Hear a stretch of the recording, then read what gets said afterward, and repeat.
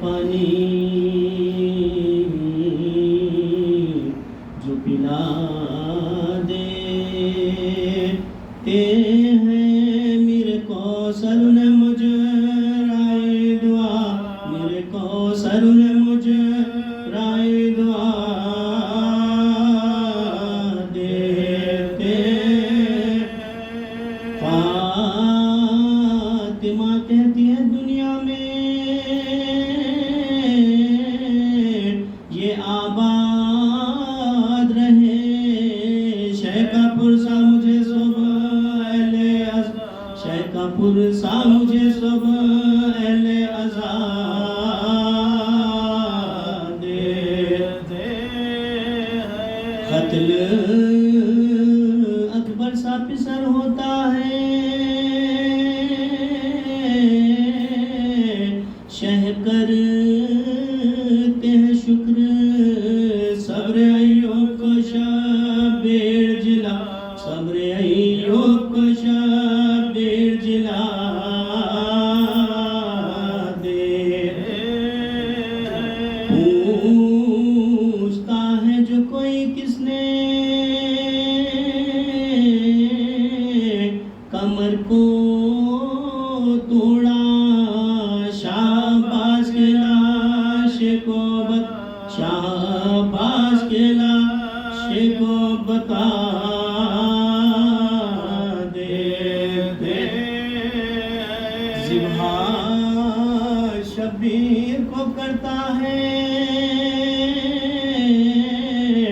لئی خنجر سے، بوس حلقوں پا محبوب خدا، بوس حلقوں پا محبوب خدا دیتے ہیں۔ نام پر شاہ کے پانی جو پلا دے۔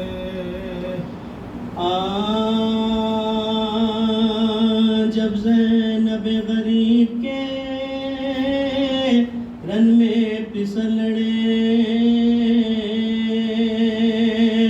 تنہا لڑے آہ وہ سب اہل شر لڑے، کس خوبصورتی سے علی کے جگر لڑے۔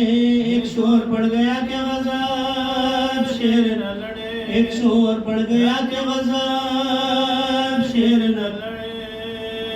ورثہ انہیں ملا ہے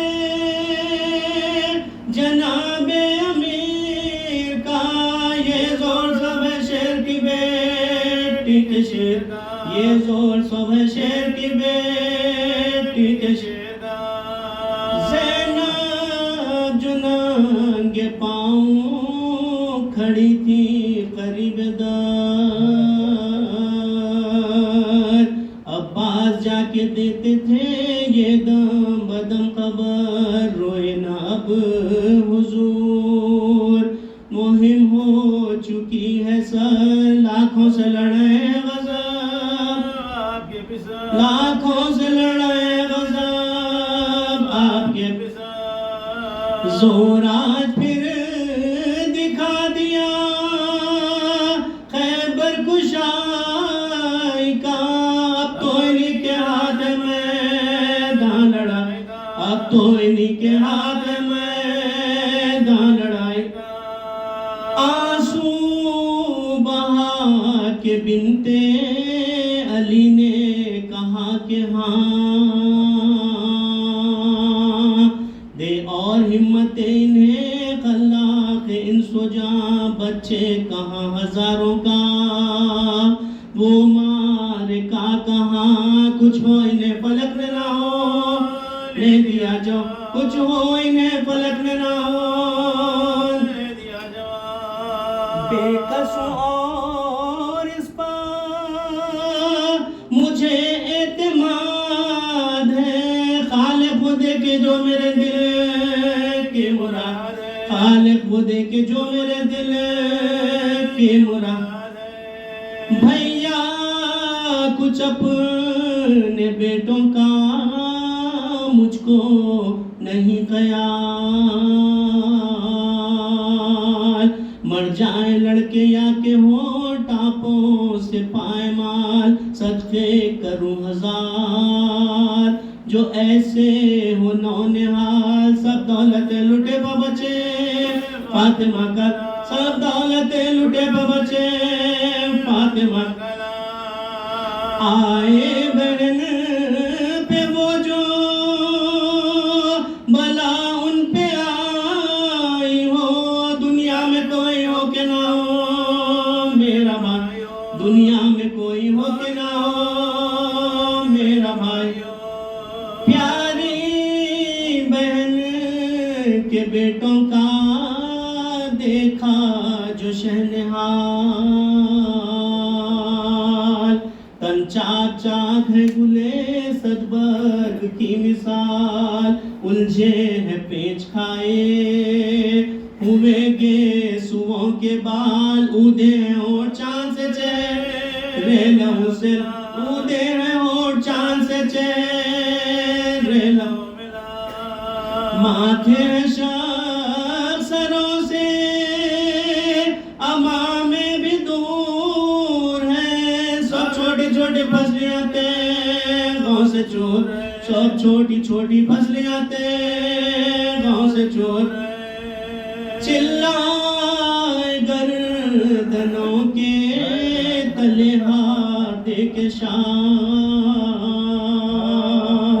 منہ سے ملاؤ منہ کے میرا حال ہے تباہ، آنکھوں میں دم تھا بولتے کیوں کر وہ رشک ماں، روتے تھے نبض دیکھ کے عباس ارشد، روتے تھے نبض دیکھ کے عباس ارشد، دنیا سے کوچ کرتے تھے بچے پلے ہوئے، ہاتھوں میں تھے حسین کے من کے ڈلے، ہاتھوں میں تھے حسین کے من کے ڈلے، کچھ کچھ ابھی تھا دم کے انہیں لے چلے امام، ایک لاش کو تو آپ لیے تھے شہ انام، اور ایک لاش حضرت عباس نیک نام، خیمہ تھا سامنے کے وضاحت ہوئی، خیمہ تھا سامنے کے وضاحت ہوئی، جیتے نہ پہنچے ہائے غضب خیمہ گاہ میں، دونوں صغیر مر گئے نائرہ، دونوں صغیر مر گئے نائرہ میں،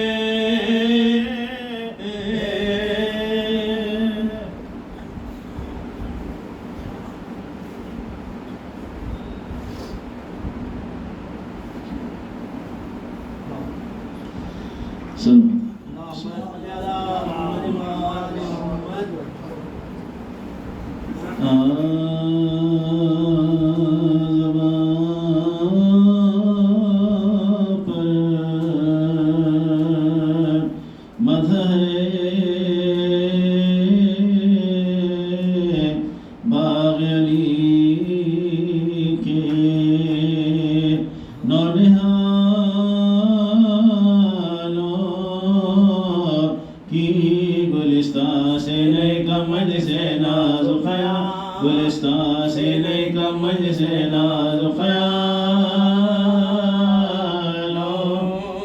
کی جگہ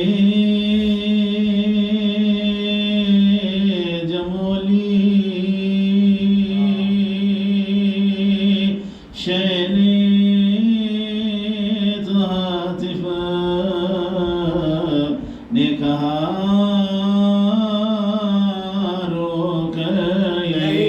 بسے گی فاطمہ کے نونہا، یہی بستی بسے گی فاطمہ کے نونہا، کمر کس کر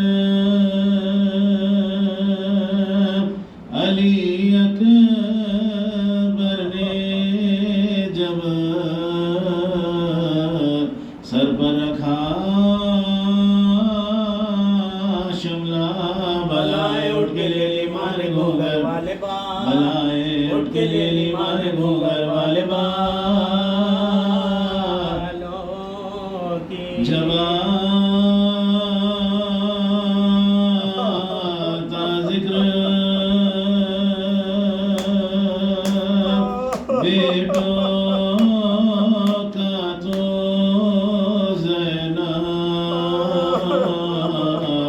رو کے کہتی تھی خدا بخشے ابھی کیا عمر تھی مرنے والی خدا بخشے ابھی کیا عمر تھی مرنے والوں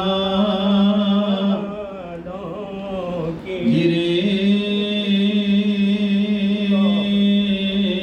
جب شام گھوڑے سے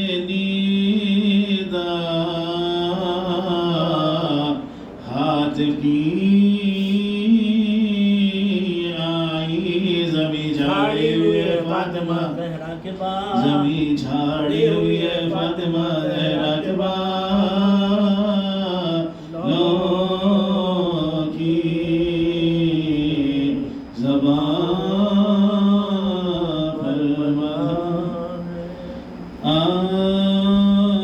فرمان یہ ذکر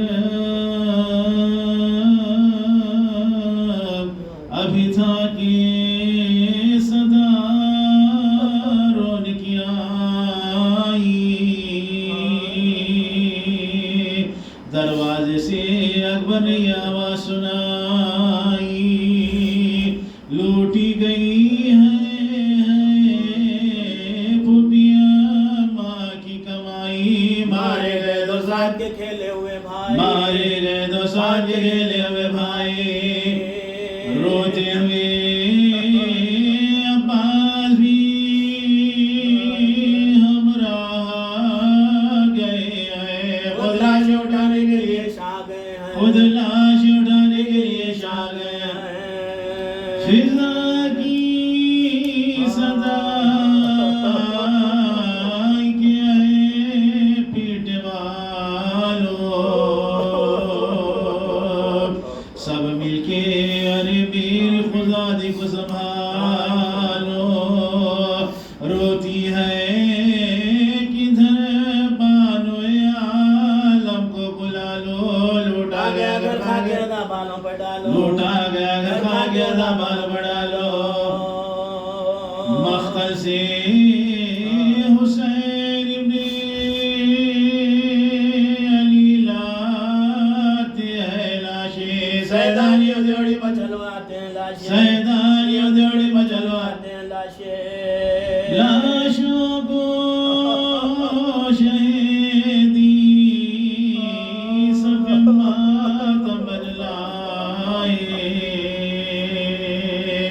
سب اہل حرم پیٹتے روتے ہوئے آئے زینب نے فریاد کینے اشک بہائے بیٹھی رہی سردان میں اقدس پر جھکائے بیٹھی رہی سردان میں اقدس پر جھکائے لب خشک تھے منہ فختہ مزاج کو سے ترتی نے اپنی نبھائی کی نلاشوں کی خبر تھی نے اپنی نبھائی کی نلاشوں کی خبر تھی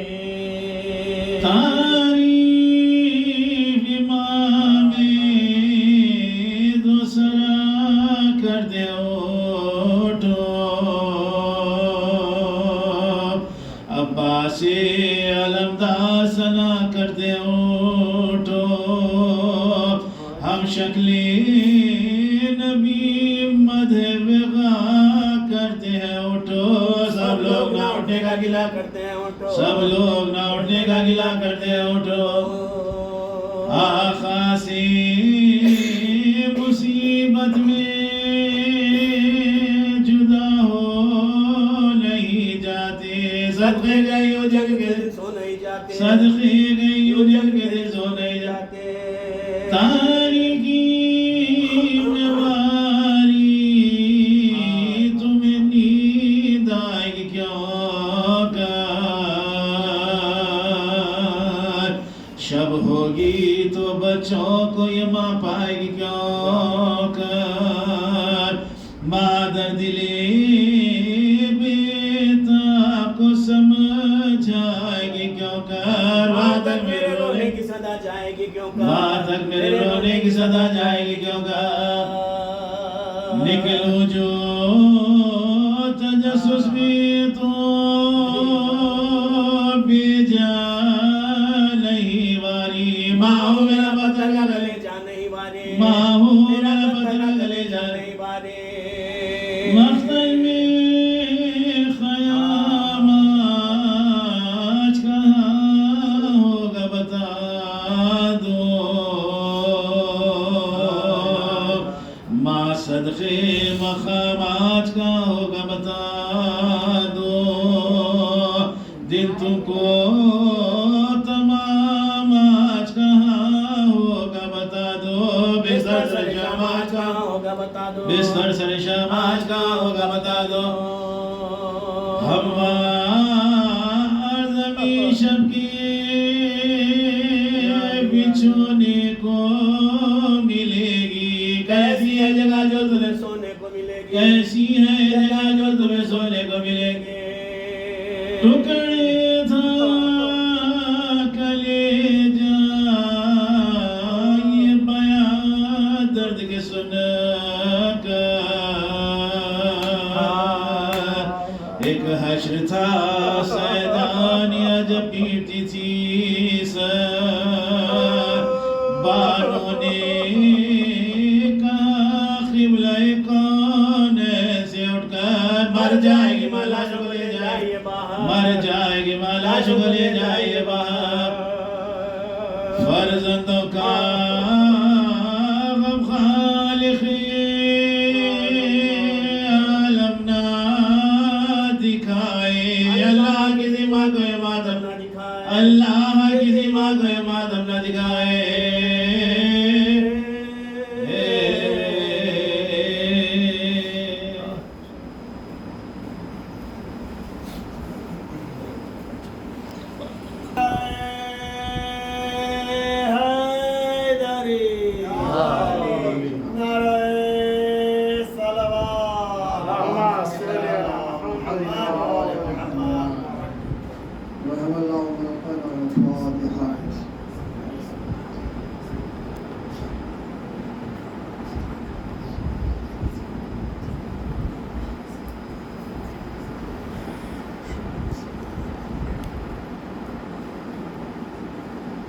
أعوذ بالله السميع العليم من الشيطان اللعين الرجيم بسم الله الرحمن الرحيم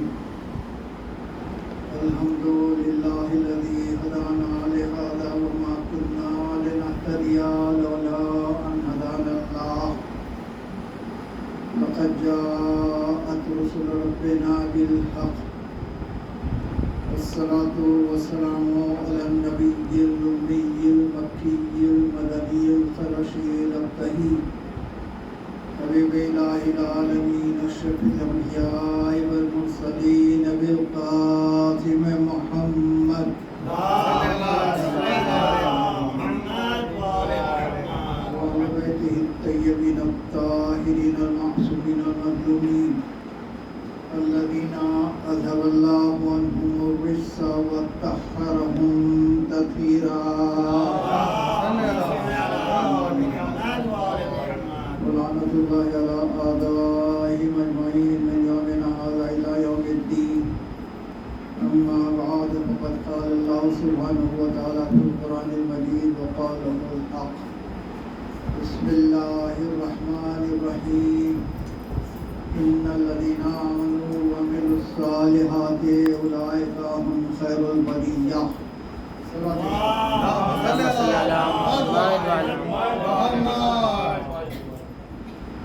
سورہ بینہ قرآن مجید کا 96واں سورہ ہے اس کی 7ویں آیت ہے جس میں ارشاد ہو رہا ہے کہ بے شک وہ لوگ جو ایمان لے آئے اور جن کے دامن میں عمل صالح ہے وہی سب سے بہتر ہے ہم خیر البریہ. اس آیت کے سلسلے میں شیعت مذہب حق ہے عنوان پر گفتگو جاری ہے. اس سلسلہ میں میں نے آپ کی خدمت میں عرض کیا تھا کہ جب یہ آیت نازل ہوئی تو جابر بن عبداللہ انصاری کہتے ہیں کہ ہم رسالت مآب کی محفل میں بیٹھے ہوئے رحمت کا حصہ وصول کر رہے تھے، اور ایسے میں دروازے پر ہم نے دیکھا کہ آفتاب ولایت نمودار،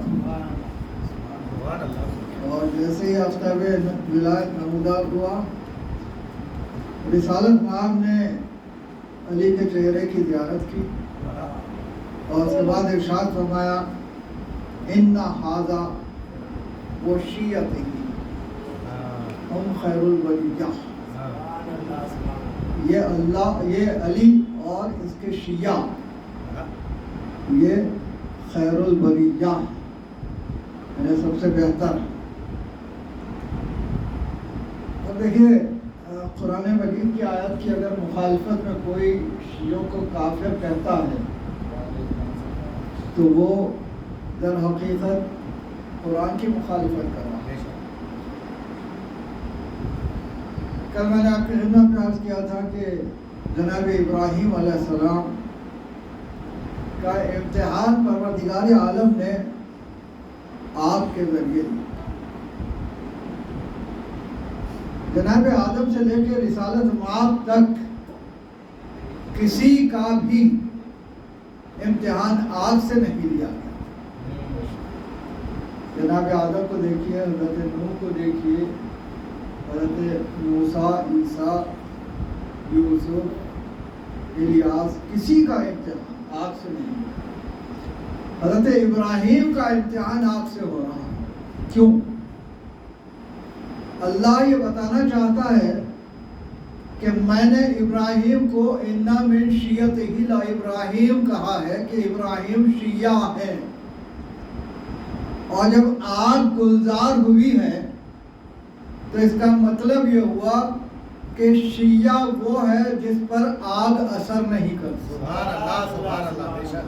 لہذا اب اگر کوئی امت رسالت مآب کی علم لیے ہوئے آگ پر سے گزر جاتی ہے اور آگ اثر نہیں کرتی تو ماننا پڑے گا کہ یہ ویسے ہی شیعہ ہے جیسے جناب ابراہیم علیہ السلام۔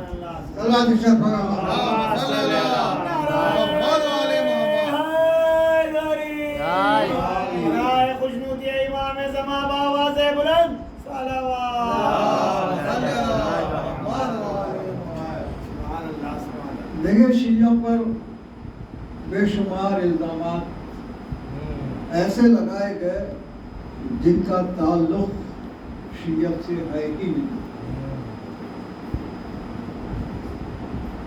آپ کی خدمت میں عرض کروں کہ شیعہ پروردگار عالم کو کرسی پر نہیں بٹھاتے،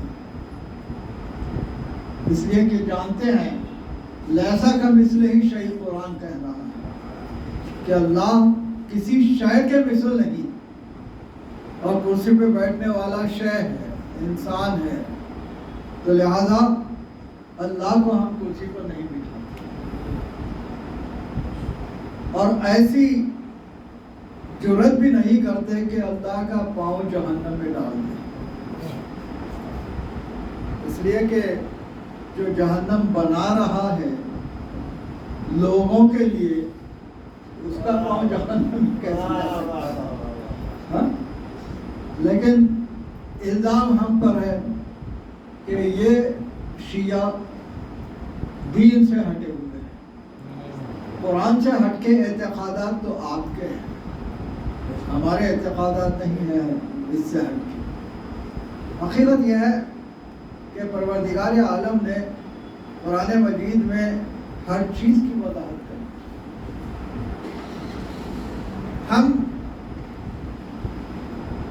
جناب ابراہیم علیہ السلام کو جھوٹا نہیں کہتے، جھوٹ ان سے منسوب نہیں کرتے، لیکن لوگ کہتے ہیں کہ جناب ابراہیم علیہ السلام نے 3 جھوٹ کہے، معاذ اللہ۔ کہا کون سے جھوٹ؟ کہا پہلا جھوٹ یہ کہ جب دیکھا ستارے کو تو کہا یہ میرا رب ہے، یہ جھوٹ تھا۔ اور اس کے بعد پھر چاند کو دیکھا، پھر ارشاد فرمایا یہ میرا رب ہے، کہا یہ جھوٹ تھا، سورج کو دیکھا پھر کہا یہ میرا رب ہے، تردید کی۔ دیکھیے قرآن مجید تحریر میں ہے، اور تحریر میں جب تک کہ لہجہ معلوم نہ ہو کسی جملے کا آپ کو مطلب صحیح معلوم نہیں ہوگا۔ اس لیے مثال کے طور پہ اگر میں ایک چھوٹا سا جملہ بولوں، روکو مت جانے دو، اب کوئی سمجھے گا کہ اس کا مطلب ہے روکو مت جانے دو، اور کوئی سمجھے گا روکو مت جانے دو۔ دیکھیں جہاں وقف ہونا چاہیے صحیح جگہ پر اگر وقف نہ ہو تو کوئی سمجھ نہیں سکتا، یا تو لہجہ ہو روکو مت جانے دو یا روکو مت جانے دو، تو جہاں لہجہ آ جائے گا وہاں تحریر سمجھ میں آتی ہے، اگر لہجہ نہ ہو تو تحریر سمجھ میں نہیں آتی۔ قرآن کا لہجہ ہے علی کا لہجہ، علی سے اگر قرآن نہیں لیا تو پھر ایسے ہی نتائج نکالے جاتے ہیں۔ جبکہ سورہ مریم میں پروردگار عالم جناب ابراہیم کے لیے ارشاد فرما رہا ہے وَاذْكُرْ فِي الْكِتَابِ ابراہیم إِنَّهُ كَانَ صِدِّيقًا نَبِيًّا۔ اے میرے حبیب ابراہیم کا ذکر کیجئے، قرآن میں وہ صدیق نبی تھے۔ قرآن تو کہہ رہا ہے جناب ابراہیم کو صدیق، سچا، اور امت کہہ رہی ہے جناب ابراہیم نے 3 جھوٹ بولے۔ معلوم ہوا اللہ کے ارشاد کے خلاف کہا جا رہا ہے۔ ایسی جرات ہم شیعہ نہیں کرتے، ایسی جرات ہم شیعہ نہیں کرتے، جناب ابراہیم سے جھوٹ منسوب ہم نہیں کرتے۔ اچھا یہاں ایک بات اور آپ کی خدمت میں عرض کروں، وَاذْكُرْ فِي الْكِتَابِ ابراہیم، کتاب میں ابراہیم کا ذکر کیجئے۔ اے میرے مالک کتاب تو نازل کر رہا ہے، جو نازل کرے گا وہ رسالت میں آپ پہنچا دیں گے۔ وَاذْكُرْ فِي الْكِتَابِ ابراہیم کہنے کی کیا ضرورت ہے؟ ابراہیم کا ذکر کرو کتاب میں، رسالت میں آپ تو وہی پہنچائیں گے جو پروردگار عالم نے نازل کیا ہے۔ لیکن ارشاد فرمایا وَاذْكُرْ فِي الْكِتَابِ ابراہیم، کتاب میں ابراہیم کا ذکر کرو، تو معلوم یہ ہوتا ہے کہ ذکر کو پروردگار عالم اپنا حکم بھی قرار دے رہا ہے، سنت نبی بھی قرار دے رہا ہے۔ اب جہاں جہاں پروردگار عالم نے ذکر کا تذکرہ کیا ہے، دنیا ہم پر یہ بھی اعتراض کرتی ہے نا کہ یہ مجلسیں کیوں کرتے ہیں، یہ کیا ہے؟ تو یہ مجلس ذکر ہے، ذکر محمد و آل محمد ہے۔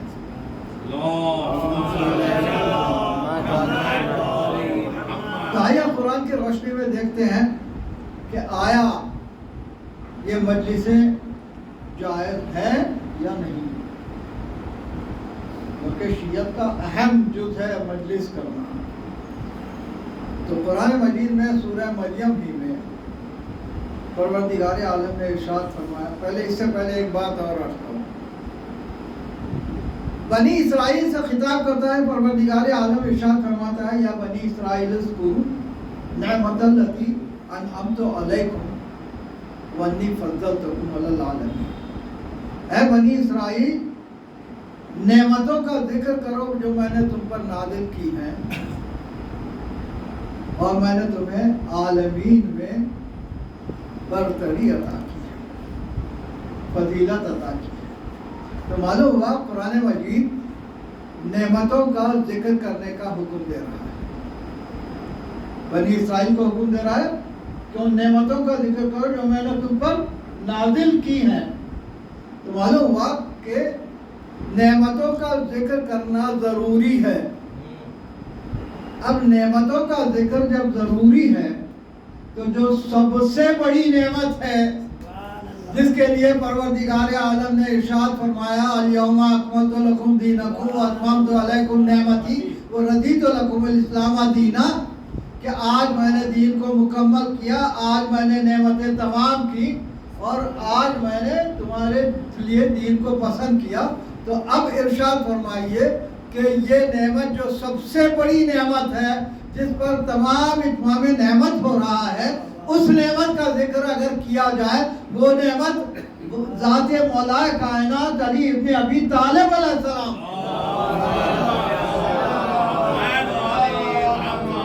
نعرے تکبیر، نعرے رسالت، نعرے حیدری، امیر کائنات امیر المومنین علی ابن ابی طالب علیہ السلام کی شان میں شان بلند سلوات۔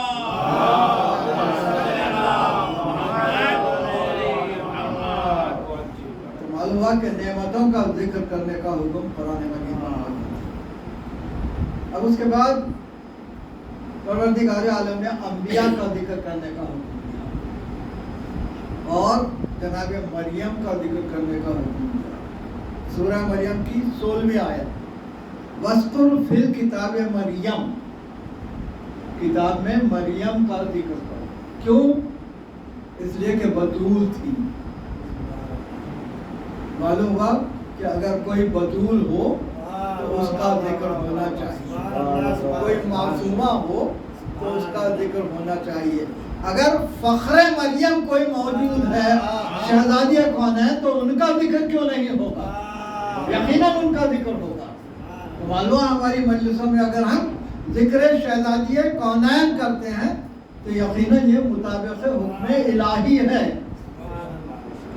اور اس کے بعد پھر پروردگار عالم نے جناب ابراہیم کا ذکر کیا، وَاذْكُرْ فِي الْكِتَابِ ابراہیم إِنَّهُ كَانَ صِدِّيقًا نَبِيًّا، جناب ابراہیم کا ذکر کرو کتاب میں، اس لیے کہ وہ صدیق نبی تھے۔ تو معلوم ہوا کہ صدیق اگر کوئی ہو تو اس کا ذکر کیا جانا چاہیے۔ اب اگر مولا کائنات ارشاد فرماتے ہیں انا صدیق الاکبر، میں اکبر صدیق ہوں، سب سے بڑا صدیق ہوں، تو مولا کائنات کا ذکر مجلسوں میں کیوں نہیں ہوگا؟ یہ بھی مطابق حکم پروردگار عالم ہے جو ہم ذکر کرتے ہیں جناب مولا کائنات علی ابن ابی طالب علیہ السلام صدیق اکبر کا۔ اور اس کے بعد پھر ارشاد ہوتا ہے وَاذْكُرْ فِي الْكِتَابِ اسماعیل، اسماعیل کا ذکر کرو۔ کیوں؟ إِنَّهُ صَادِقُ الْوَعْدَ وَكَانَ نَبِيًّا رَسُولًا۔ اسماعیل کا ذکر اس لیے کرو کہ اسماعیل صادق الوعدہ تھے، یعنی قربانی پیش کرنے کا وعدہ انہوں نے کیا تھا اور اسے پورا کیا۔ جب جناب اسماعیل وعدہ وفا کرتے ہیں اور پروردگار عالم حکم دیتا ہے کہ ان کا ذکر قرآن میں کرو، تو اب اگر عالم ارواح میں امام حسین علیہ السلام وعدہ کرتے ہیں کہ میں قربانیاں پیش کروں گا اور قربانیاں پیش کرتے ہیں، تو امام حسین علیہ السلام کا ذکر کیوں نہیں ہے؟ یقیناً ذکر ہوگا۔ اس کے بعد وَاذْكُرْ فِي الْكِتَابِ إِدْرِيسَ رَفَعْنَاهُ مَكَانًا عَلِيًّا، قرآن میں ادریس کا ذکر کرو، اس لیے کہ انہیں ہم نے بلند کیا ہے آسمانوں میں۔ تو معلوم ہوا اگر کسی کو آسمانوں میں بلند کیا جائے تو اس کا ذکر ہونا چاہیے۔ اب اگر رسالت مآب کو معراج حاصل ہو رہی ہے تو رسالت مآب کا ذکر کیوں نہیں ہوگا؟ معلوم ہوا قرآن مجید کے مطابق ہے رسالت مآب کا ذکر، مولا کائنات کا ذکر، شہزادی کونین کا ذکر اور امام حسین علیہ السلام کا ذکر۔ اور اس کے بعد پھر پروردگار عالم قرآن مجید کا ذکر کرنے کا حکم دیتا ہے۔ اب قرآن مجید کے ذکر کے سلسلے میں کہتا ہے کہ اب جو قرآن مجید کا ذکر نہیں کرتا وہ قیامت میں اپنا بوجھ اٹھائے گا۔ تو معلوم ہوا کہ کتاب सामित का जिक्र करने का जब हुक्म दे रहा है परवरदिगार आलम, तो किताब नातिक का जिक्र क्यों नहीं? कुरान सामित का जिक्र करने का हुक्म दे रहा है, तो कुरान नातिक का जिक्र क्यों नहीं होगा? अब जिस पर कुरान नातिक का इतलाक होता जाएगा, उन सब का जिक्र कुरान मजीद में हम कर सकते हैं, इन मजलिसों में हम कर सकते हैं। सलावत इरशाद फरमाओ।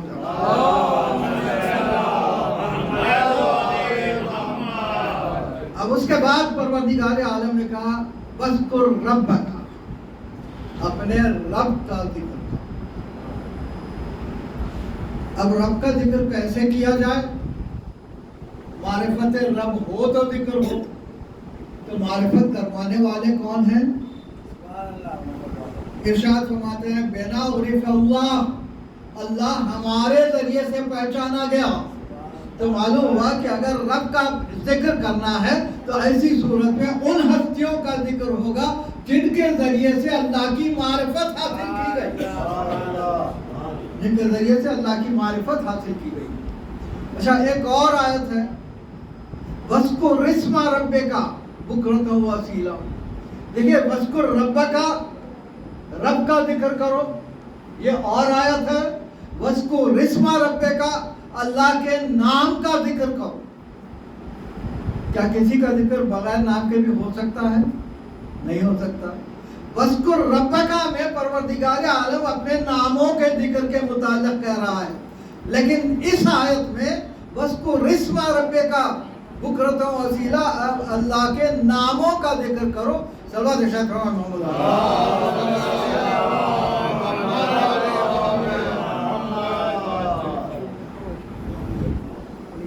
अलैहि वसल्लम।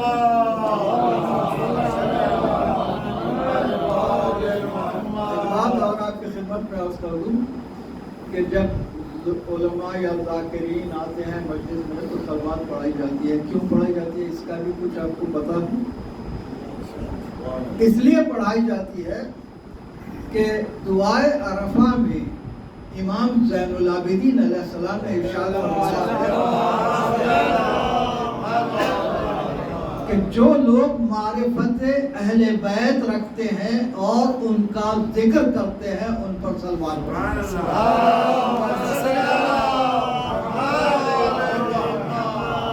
लिहाजा आप मुलाहिज़ा फरमाते हैं कि जब कभी मजलिस में कोई ज़ाकिर या आलिम आता है तो सलवात पढ़ाई जाती है। देखिए, हमारा हर फेल या तो मुताबिक़ कुरान है या मुताबिक़ इरशादात अहले बैत, इससे हट के नहीं।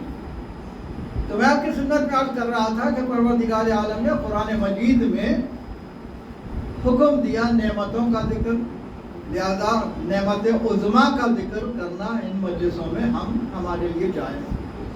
और उसके बाद अंबिया के सिलसिले में जनाब इब्राहीम का जिक्र, जनाब इस्माइल का जिक्र, जनाब मूसा का जिक्र, जनाब ईसा का जिक्र, ये सारे अहकाम सूरह मरियम में मौजूद हैं।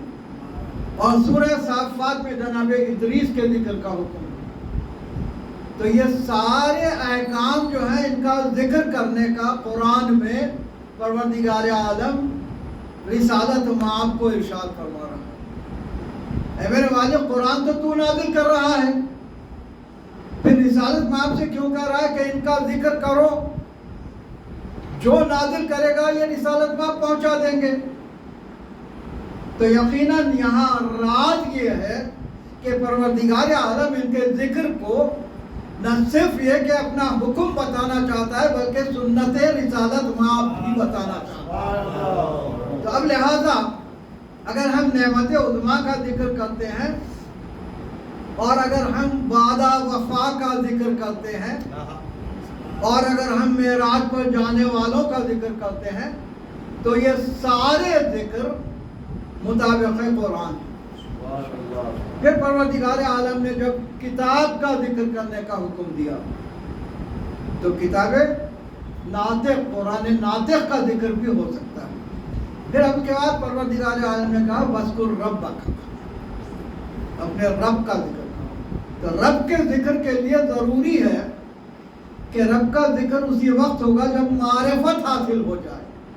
اب معرفت جس کے ذریعے سے ہو پہلے اس کا ذکر ہوگا، پھر رب کا ذکر ہوگا. پھر ایک اور آیت میں پروردگار عالم نے کہا وَاذْكُرِ اسْمَ رَبِّكَ بُكْرَةً وَأَصِيلًا، رب کے نام کا ذکر کرو. رب کا ذکر، رب کے نام کا ذکر، یہ دونوں آیتیں موجود.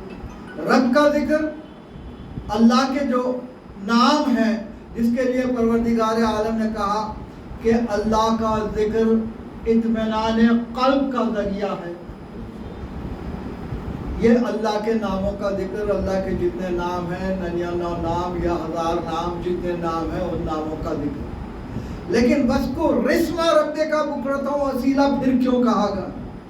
تو اب یہاں معلوم ہوتا ہے کہ امام ارشاد فرماتے ہیں نحنو اسماء اللہ الحسنی، ہم اللہ کے پیارے پیارے نام ہیں. تو معلوم ہوا کہ ان ہستیوں کا ذکر پروردگار عالم علیحدہ ذکر آیت میں ارشاد فرما رہا ہے، جو اسم قرار پا رہے ہیں پروردگار عالم کے. اور اسی لیے تو ان کے ذریعے سے اللہ کو پکارا جاتا ہے، یہ وسیلہ قرار پاتے ہیں. اب اس کے بعد آپ کی خدمت میں عرض کروں سوائق محرقہ میں، سوائق محرقہ جو صاحب کہتے ہیں کہ در حقیقت علی علیہ السلام کی محبت یہ شیعت ہے. اور اس کے بعد وہ کہتے ہیں کہ در حقیقت شیعہ تو ہم اہل السنہ، شیعہ در حقیقت اہل سنت ہیں. جب اہل سنت شیعہ ہیں تو سنت نام ہی کیوں رکھا؟ جب نام علیحدہ رکھا ہے تو اس کا مطلب یہ کہ آپ شیعہ نہیں ہیں. اگر آپ ہی شیعہ تھے تو آپ شیعہ کہلاتے. آج شیعہ کہلانا گوارا نہیں کرتے، لیکن وہ کہہ رہے ہیں کہ الشیعۃ ہم اہل السنہ، شیعہ جو ہے حقیقتاً اہل سنت ہے. اور اس کے بعد کہتے ہیں کہ ہم علی سے محبت اس طرح رکھتے ہیں جس طرح امر اللہ و رسولہ، جس طرح اللہ اور رسول نے حکم دیا ہے. تو کیا اللہ نے یہ حکم دیا تھا کہ علی کو ہٹا کے کسی دوسروں کو بٹھاؤ، یہ محبت ثابت ہو جائے گی؟ یہ منزل ہے. لیکن کہتے ہیں کہ علی کی محبت در حقیقت شیعت ہے. اب میں آپ کی خدمت میں عرض کروں کہ شیعہ کون کون ہے. دیکھیے جب خیبر کا معاملہ ہوا اور 39 دن لوگ واپس آتے رہے جا کے، تو پھر رسالت مآب نے ارشاد فرمایا کہ کل میں علم اس کو دوں گا جو کرار ہوگا، غیر فراز ہوگا. اور اس کے بعد کا جو جملہ ہے یفتح اللہ علی یدیہ، اللہ اس کے ہاتھوں پر فتح دے گا. یحب اللہ و رسولہ، وہ اللہ اور رسول کو دوست رکھتا ہوگا. اور اس کے بعد ارشاد ہوتا ہے کہ اللہ اور رسول اس کو دوست رکھتے ہوں. تو معلوم ہوا اب جب یہ کہہ رہے ہیں سوائق محرقہ میں کہ علی کے چاہنے والے کو شیعہ کہتے ہیں، اور رسالت مآب تصدیق کر رہے ہیں کہ اللہ اور رسول اس کو دوست رکھتے ہیں جسے کل علم دیا جانے والا ہے. اور کل علم کسے دیا گیا؟ ساری دنیا جانتی ہے کہ مولائے کائنات علی ابن ابی طالب علیہ السلام کو علم دیا گیا.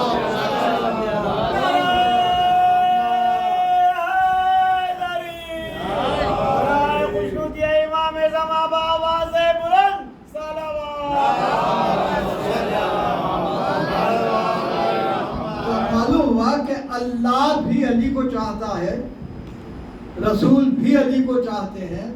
اور علی کو چاہنے والا جب شیعہ کہلاتا ہے تو اللہ بھی شیعہ قرار پاتا ہے، رسول بھی شیعہ قرار پاتے ہیں.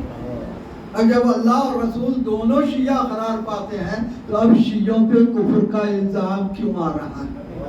اب اگر شیعوں پہ کفر کا الزام لگا رہے ہیں تو معاذ اللہ کیا اللہ بھی کافر ہے، رسول بھی کافر ہے؟ معاذ اللہ. اس لیے کہ انہی کے قول کے مطابق شیعت علی کی محبت ہے، اور اللہ بھی علی سے چاہتا ہے، علی کو چاہتا ہے، اور رسول بھی علی کو چاہتے ہیں۔ جناب ام سلمہ ارشاد فرماتی ہیں کہ میں رسالت مآب کے ساتھ بیٹھی ہوئی تھی، اتنے میں مولائے کائنات جناب فاطمہ زہرا سلام اللہ علیہا کے ساتھ داخل،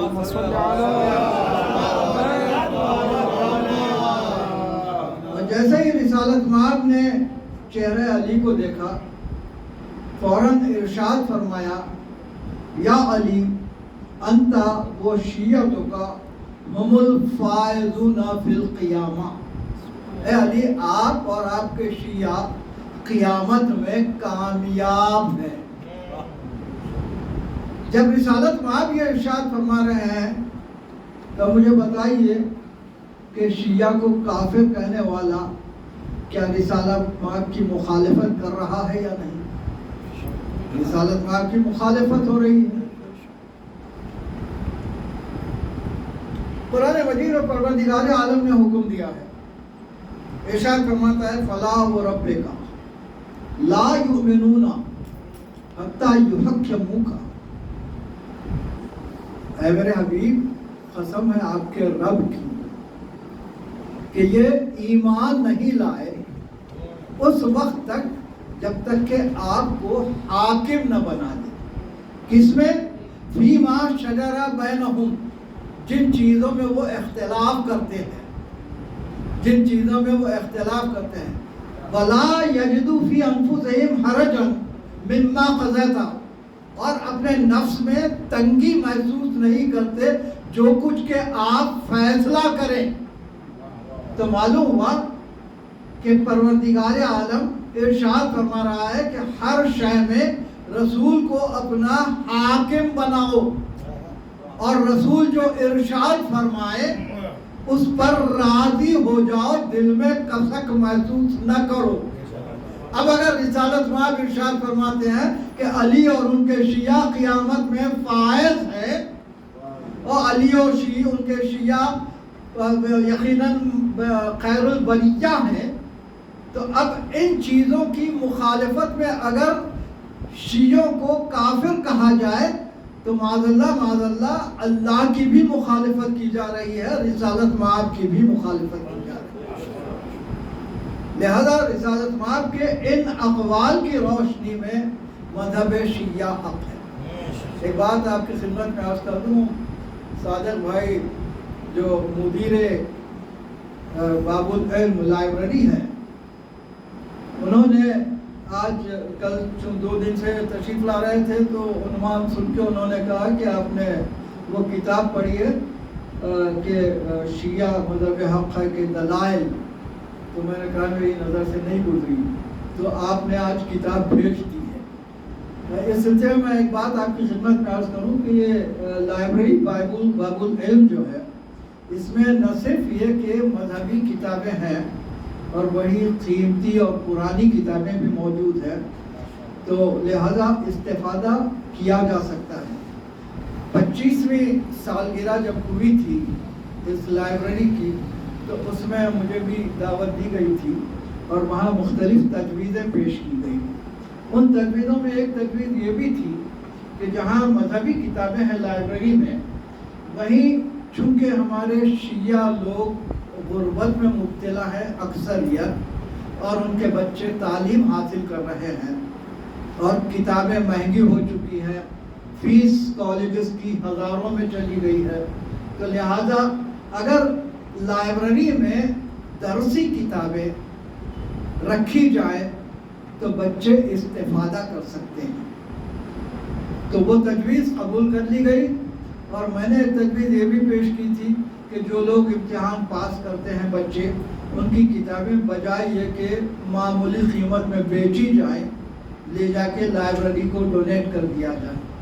تو لائبریری میں وہ کتابیں اگر آ جائیں گی تو غریبوں کے بچے جو کتابیں خریدنے کے مستطیع نہیں ہیں، وہ جا کے ان کتابوں سے استفادہ کر سکتے ہیں۔ لہذا آج انٹرمیڈیٹ اور گریجویشن کی کتابیں لائبریری میں موجود ہیں۔ لہذا آپ حضرات بھی جو آپ کے رشتہ داروں میں جان پہچان میں غربت میں مبتلا ہیں اور بچے تعلیم پا رہے ہیں، انہیں آپ مشورہ دے سکتے ہیں کہ وہ جائیں اور ان کتابوں سے استفادہ کریں۔ کتابیں دی بھی جاتی ہیں، وہاں پڑھنے کے لیے بھی کہا جاتا ہے۔ تو مجھے یہ عرض کرنا تھا کہ یہ لائبریری نہ صرف یہ کہ علماء اور ذاکرین کے لیے فائدہ دہ ہے، بلکہ ان بچوں کے لیے بھی فائدہ دہ ہے جو تعلیم حاصل کر رہے ہیں، تو وہ بھی استفادہ کر سکتے ہیں۔ لہذا آپ حضرات سے گزارش ہے کہ اس لائبریری سے استفادہ کیا جائے۔ آج محرم کی 4 تاریخ اور آج ذکر ہوتا ہے ان 2 بچوں کا جو شہزادی زینب سلام اللہ علیہ، کل بھی 2 بچوں کا ذکر ہوا تھا، آج بھی 2 بچوں کا ذکر۔ شہزادی زینب کون ہے؟ جو باپ کی زینت اور ماں کے آیت چادر تطہیر کی وارث، دونوں طرف سے فضیلتیں حاصل ہوئی ہیں جناب زینب سلام اللہ علیہ، باپ کی طرف سے بھی ماں کی طرف سے۔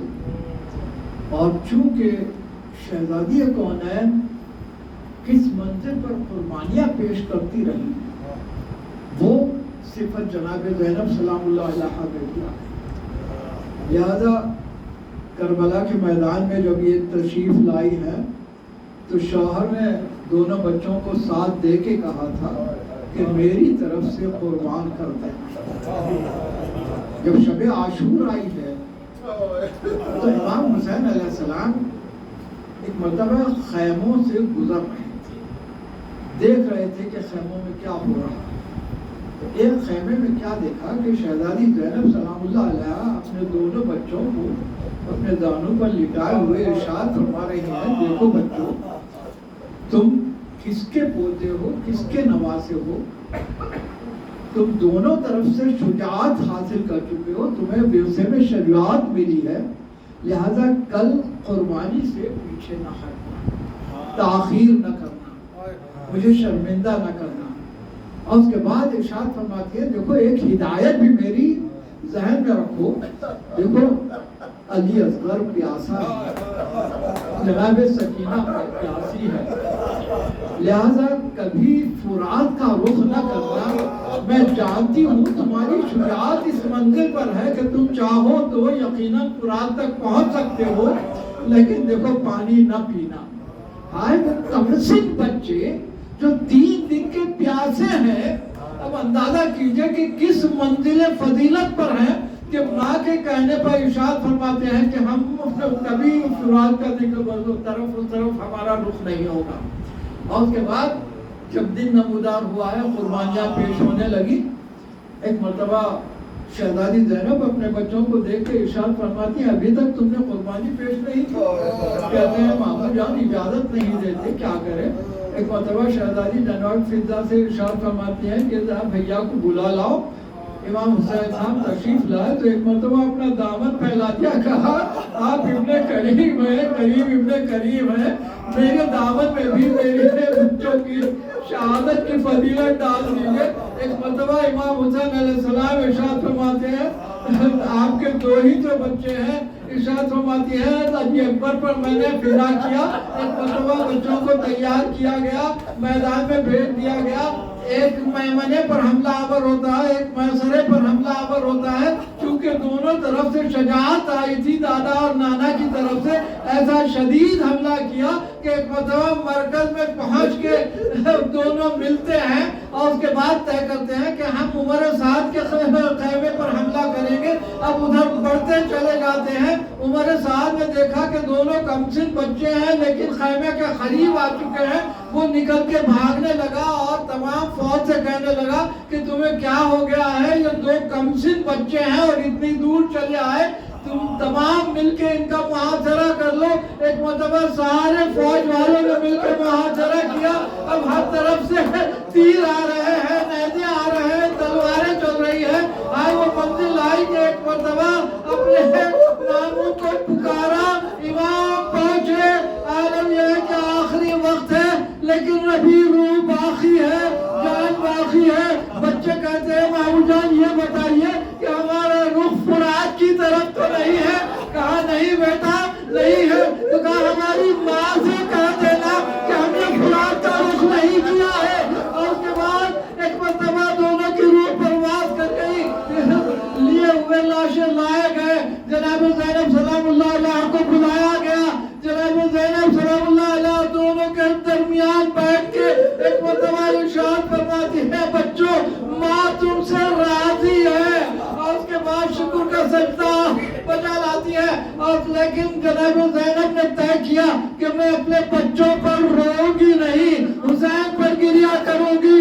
ہاں اور وہ وقت جب جو سر لائے گئے ہیں شام میں آزادی کے وقت, اس وقت بھی شہزادی نے گریا نہیں کیا, دو سر رکھے ہوئے تھے. اور ایک مرتبہ لوگوں نے کہا کیا ان دونوں بچوں کی ماں مر گئی؟ اس وقت کہا کہ نہیں, ارے ان بچوں کی ماں زینب زندہ ہے جو بھائی پر گریا کر رہی ہے. یہ منزل ہے. جب مدینہ پہنچی ہے اور اپنے گھر پہنچی تو دیکھا کہ دو چھوٹے چھوٹے مسلح ہیں. ایک مرتبہ اس وقت پہلے یاد آئے بچے, وہاں جناب زینب نے گریا شروع کیا.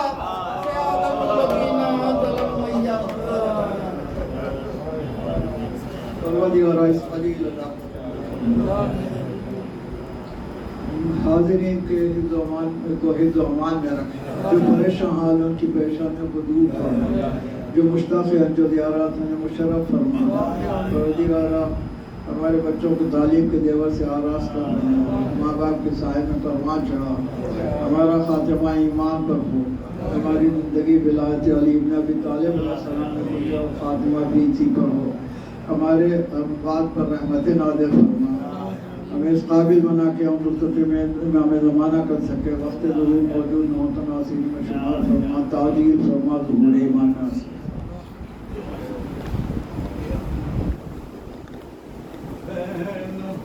یہ صدا دیتی تھی جاؤ میرے پیارو, اے آن محمد. زینب یہ صدا دیتی تھی جاؤ میرے پیارو, اے آن محمد. ماموں پہ فدا جان کو کرنا میرے بچوں, اے آن محمد. زینب یہ صدا دیتی تھی جاؤ میرے پیارو,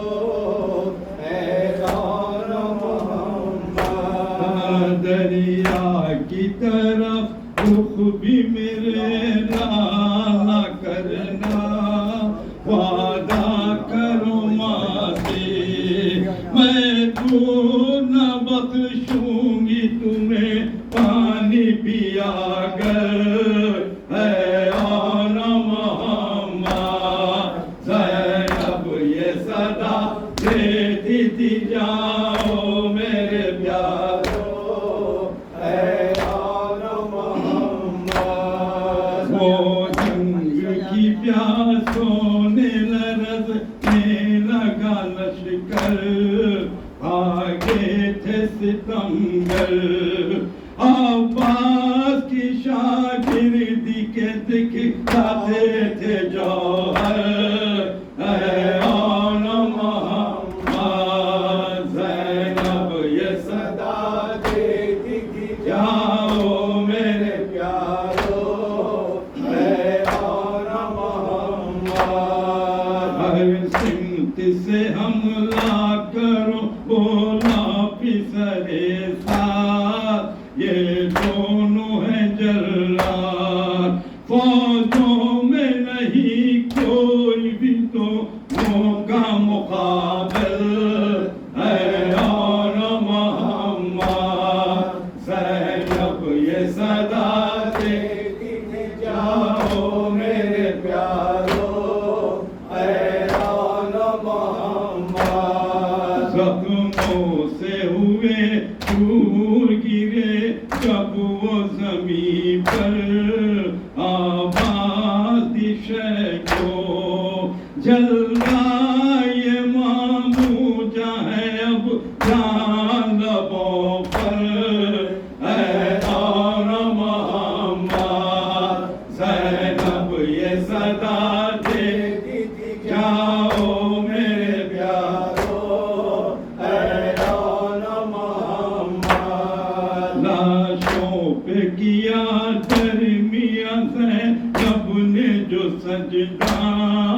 جب شکر خدا کا مشتاق بپا خیمے میں تھا حشر کا منظر اے اور محمد زینب یہ صدا دیتی تھی جاؤ میرے پیارو اے اور محمد حسین حسین حسین علی علی عباس عباس حسین حسین السلام علیکم یا رسول اللہ، السلام علیکم یا امیر المومنین، السلام علیکم یا فاطمة الزہرا سیدۃ النساء العالمین، السلام علیکم ایھا الحسن المجتبی، السلام علی الحسین وعلی علی بن الحسین وعلی اولاد الحسین وعلی اصحاب الحسین، خصوصا سیدی و مولائی ابا الفضل العباس